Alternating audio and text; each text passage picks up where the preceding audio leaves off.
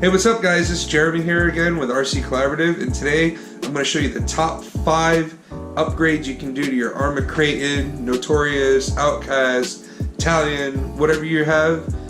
These probably apply to you.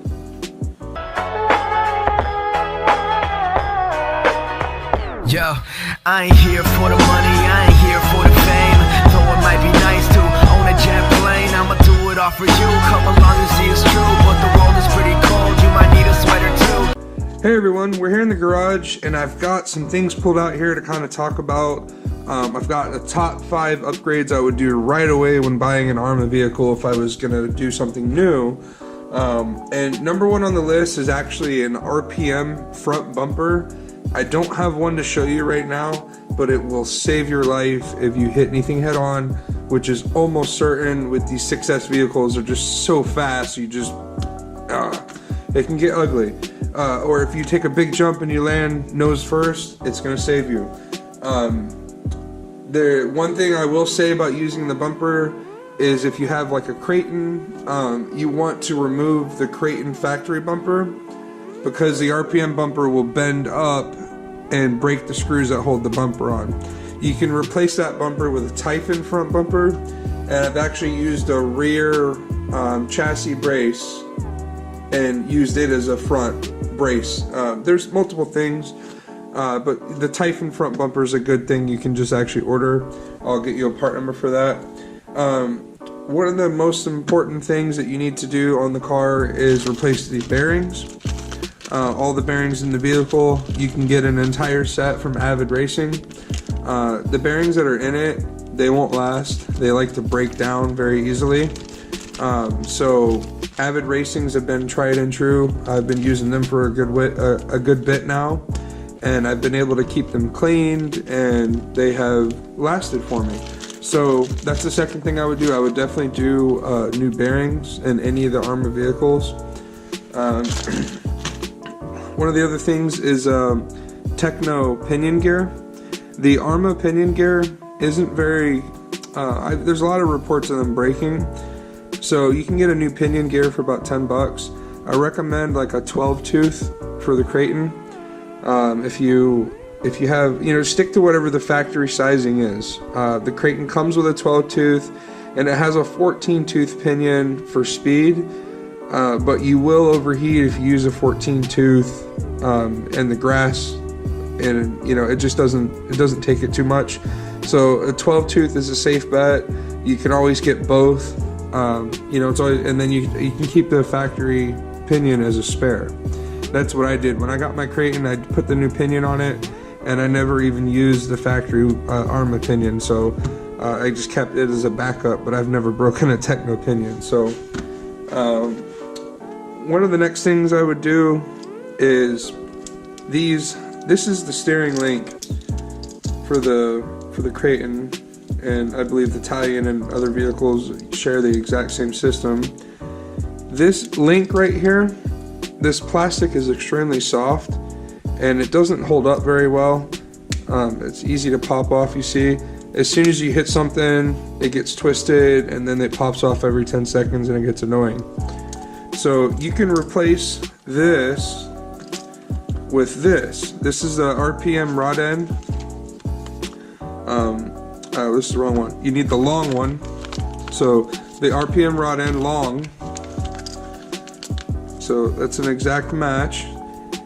And then you buy this Traxxas parts right here. 5347 comes with these metal balls.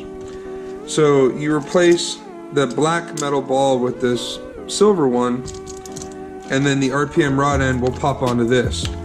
And after I did this, I'd never had to replace one. So that replaces this inside steering turnbuckle rod end.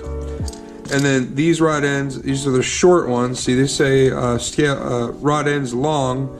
You get the short ones, and they fit the shocks where it goes into the A-arm. So that's that. And really one of the most important things, but also the most expensive out of my list, is getting a new servo. The factory servo has numerous, countless, infinite reports of failure. So many people have had to replace the servo, it's unreal. I bet you it's the #1 failing part in the vehicle. This servo right here is a black edition high voltage servo from ProTech RC. It is a little pricey, it's like $140 or $150, but it has 600 ounces of torque, handles high voltage, and it will never break on you. Now, if you can't swing the ProTech servo, I understand it's expensive. I personally just wanted to get something that wasn't going to break and I could really depend on. But there is a cheaper option. There's a Savox 1210 SG servo. It comes in at about $80 to $90. So it's about $50-$60 cheaper than this. Both servos are waterproof. So this one's waterproof. That's why I recommend it as well. It's good for crawling and bashing and all that stuff. It's waterproof and it's got loads of torque and it's a tank. It's just a solid servo. The Savox servo isn't nearly rated as high as this on torque, but it's more than enough for doing what you got to do. I did, you know, if you do research, that's probably the #1 recommended servo by most guys, mainly because of its specifications and its price range. So your average person's gonna go with the Savox servo, which, you know, that's fine. But I do recommend the ProTech servo over the Savox, but I want to give you both options. Not everybody's going to buy a $150 servo, and I totally get it. No problem if you don't. I'm just sharing what I think works the best. You know, if not this, go with the Savox, and if the Savox too much, I've seen various other servos, you know, of Chinese variants that sell between $30 and $40 that people have been using. You know, I couldn't recommend a single one of them. I haven't tried any of them. The 2 servos that I've recommended, I have actually used both of them. So, you know, take that as you will. This video was meant to just give you an entry starting list of things to buy. I had another video that has like a master list of all the upgrades you can do that I did to my vehicle to make it stronger. Not even the whole list, just a big list of the most recommended upgrades, and people were overwhelmed. They thought that I was saying you had to buy everything or the vehicle wasn't any good, and that totally wasn't the point of the video. I wasn't trying to scare anybody away from Arrma vehicles. They're amazing vehicles out of the box. You know, these minor things here are the things that I would do to make it stronger and make it more durable and have less issues with it. Nothing is going to be perfect out of the box. I mean, we're not spending $2,000 on a kit. It's not going to be engineered to the maximum.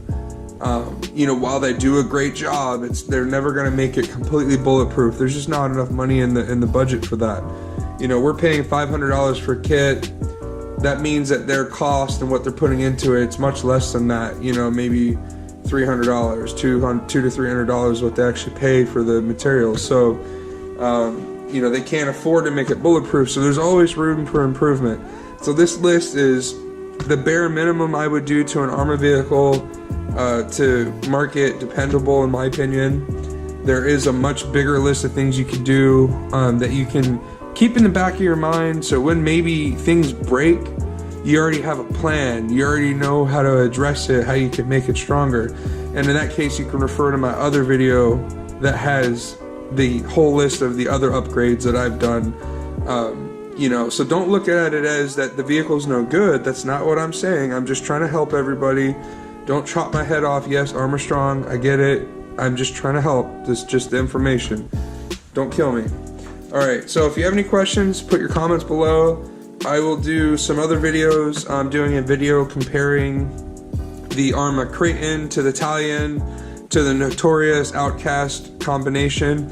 And between those vehicles, I see a lot of people say, which one do I buy? Do I buy the Talion or do I buy this, that, or the other? So that video will help give you some perspective on how to compare which one you want to buy.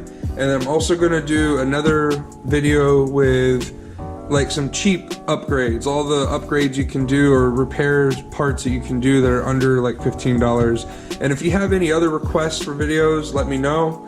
and I will try to accommodate. Just put your comments below. Alright guys, have a good day. Thank you. Thank you so much for watching my videos and supporting me. Please don't forget to like, subscribe, and most importantly, comment below. Please let me know if the videos helped you, what you would like to see in the next videos, and if there's anything we can do to make the quality of the videos better for you, that would be great. If you're a vendor and you'd like to send me something to review, a product review, or would like to sponsor me for racing, my email is just down here. Send me an email, we'll work it out. Other than that, collab on, guys.